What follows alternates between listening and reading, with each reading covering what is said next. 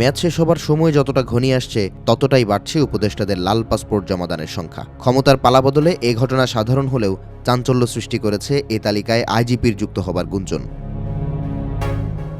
Police প্রধান IGP Baharul Alam কূটনৈতিক মর্যাদার লাল পাসপোর্ট বদল করে সাধারণ পাসপোর্ট নিতে চান।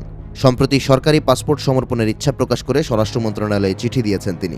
চুক্তির মেয়াদ ৮ মাস বাকি থাকতে কেন তিনি এখনই সাধারণ পাসপোর্ট নিতে চান তা নিয়ে সচিবালয় সহ পুলিশ সদর দপ্তরেও নানা আলোচনার ডালপালা মেলেছে।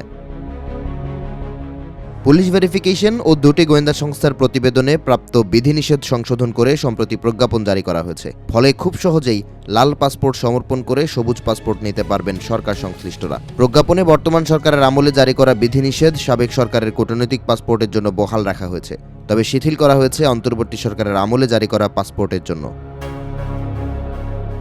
সূত্র জানায়, বাহারুল আলম নিজেই তার কূটনৈতিক পাসপোর্ট সমর্পণ করে সাধারণ পাসপোর্ট ইস্যুর জন্য পত্র দেন। এ বিষয়ে অনাপত্তি চেয়ে ৩রা ফেব্রুয়ারি স্বরাষ্ট্র মন্ত্রণালয়ের সিনিয়র সচিব বরাবর চিঠি দিয়েছেন তিনি।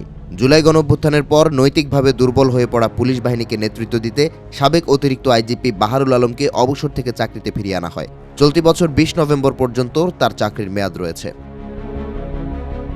পুলিশের কয়েকজন উচ্চপদস্থ কর্মকর্তার শঙ্কা, নির্বাচনের পরপরই দেশ ছাড়তে পারেন বাহারুল, কারণ ইতোমধ্যেই তাকে পদ থেকে সরিয়ে ফেলার দাবি জানিয়েছে একটি দল।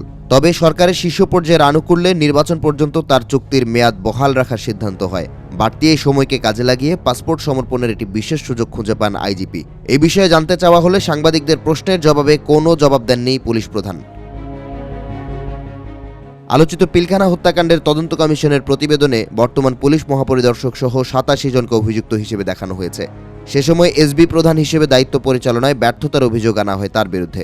যদিও বাহারুলের বিরুদ্ধে কোনো ব্যবস্থা না নেওয়ায় স্তম্ভিত হয়ে পড়েন অনেকে। আইজিপি বাহারুল বিসিএস পুলিশ ক্যাডারের ১৯৮৪ ব্যাচের কর্মকর্তা। ২ দফা পদোন্নতি বঞ্চিত এই কর্মকর্তা অবসরে যান ২০২০ সালে।